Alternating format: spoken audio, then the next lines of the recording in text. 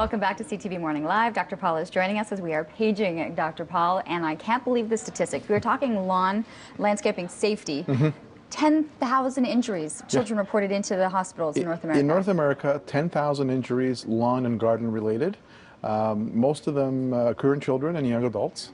And so I thought last week when Ken called me about the topic for today, great weather, you know, we're starting to work in our backyard, and especially when it comes quickly, people tend to get out of the habit of being safe in the backyards. And injuries include lawnmower injuries, obviously, people mowing the lawn, and a lot of nails or other sharp particles being thrown onto a child, stones, those type of things. But very commonly, you know, we're trying to, you know, trim a tree or whatever. So we've got all these sharp instruments, so we keep them out there. The kids are playing in the backyard because it's nice weather. We tend to get involved in our game, in our cutting, and you know, kids can get cut with those tools, and we see a lot of those injuries.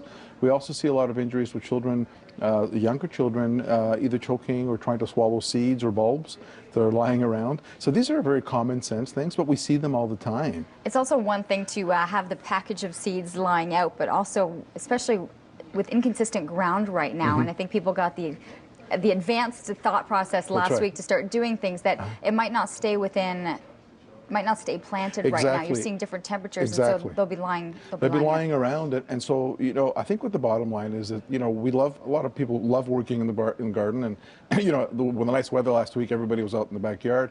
We weren't as prepared and weren't used to those precautions. So they're very simple things. When you're in the backyard, regardless of what you're doing, whether you're doing repairs in the shed or whatever, or cutting the grass or planting seeds, make sure that somebody is aware of, especially if you have young children, make sure you know where they are. You can't do both. You can't keep an eye on them and do your work at the same time. And that's where a lot of the injuries happen, because we kind of lose track of where the kids are, and it doesn't take long for a child to get injured. And so that's one thing that we say. The other thing is, as well, is very often make sure that shed is locked all the time and well out of reach of children, because there's a lot of very potentially dangerous things in there, including, you know, all the sharp tools, barbecue supplies, propane tanks, perhaps fertilizers, all these things that could be dangerous for a child to ingest accidentally. And again, we do see these things. You just mentioned that because we're looking at the barbecue, and a lot of people starting to get back into the habit of having that on. What should we be aware of? Well, that's very important as well. Again, when you're barbecuing, make sure children are really not able to touch the barbecue, because very often the barbecue, even if the top is closed, the side is very hot. Children don't realize that, they may touch it. So make sure that there's a perimeter between you and your child when you're barbecuing. And again, all the utensils, the knives, the forks, and you know, all the tweezers, all those things are potentially dangerous to children. Make sure they're out of the reach of children. If you have charcoal, if you have, sometimes you have a liquid gasoline, those type of things should be well out of the reach of children. And again, lock everything up when you're not using them, because kids can notoriously get into sheds and other things that you don't want them to get into. So it's just I think it's a reminder, especially when the change of season comes so rapidly.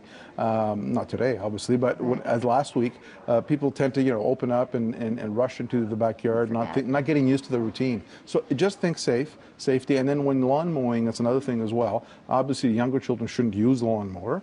Obviously, especially if you have younger children, it's a good idea not to have them outside while you're cutting the grass. Okay, some great tips right there. Don't have one of your children be one of 10,000 children that are heading into the hospitals with injuries from the lawn. Yeah, lawn and garden. In the gardens.